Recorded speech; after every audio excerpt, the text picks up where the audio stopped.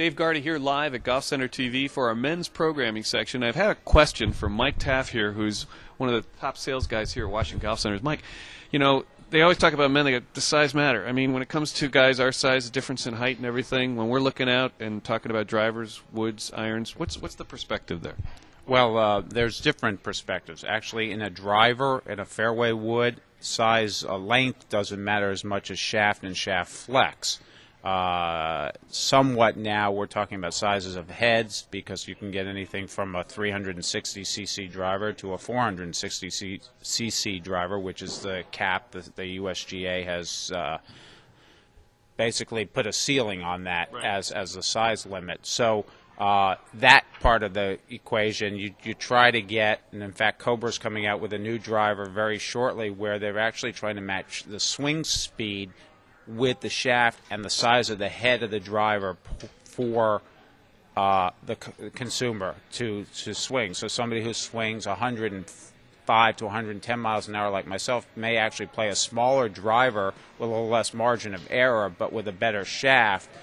Somebody who doesn't play a lot or has a slower swing speed will probably play a bigger driver to help get the ball more airborne and create a sense of confidence and forgiveness. How about when we get irons involved? When you get to irons, it's a totally different play. Irons need to be custom fitted. I encourage all my customers, regardless of whether they're 5'2" or 6'10", to come in and get fitted. There is no standard. That we obviously sell standard clubs, but there is no industry standard. First of all, every club is different. And also, there is no standard of uniformity when it comes to golf swings and body type.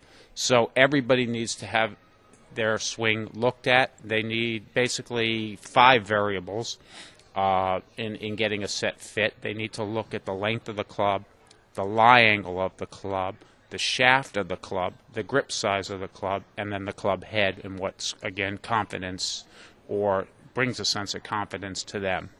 Now, have you noticed younger guys, they get to middle age like me and then get older into people who are like retired, is the size on the irons matter there at all when you get into somebody who's, let's say, you know, a little older and has a much slower swing? Again, the size, the length of the club doesn't matter. What I hear all the time from older guys is I don't like to use the word stubbornness because it's sort of negative, but you get a sense of pride or machismo. That customers, will come in and say, well, I've always swung stiff. I've swung stiff for 40 years, so I know that I'm a stiff steel. Well, now that person who was a stiff steel 40 years ago is 65. He's retiring. There's new technology out there. He can go to a graphite shaft. It's lighter. It's a softer swing. He's not going to lose any shot dispersion, but he's going to gain much more accurate, much more distance, and he's going to gain a better ball flight. A higher launch, hopefully. When somebody comes in and you're trying to fit them for irons, what's the first thing you do? You take them back to the driving range area? Everybody's different. What I typically do is talk about 4 or 5 clubs, brands, manufacturers, head shape, things like that, and I try to narrow it down first rather than just going back and hitting 100 different clubs. And then from there, we try to narrow it down to 2, and then I'll usually fit off of the 2 because, like I said, I firmly believe that no manufacturer has the same specs anymore. There's no standard in the industry.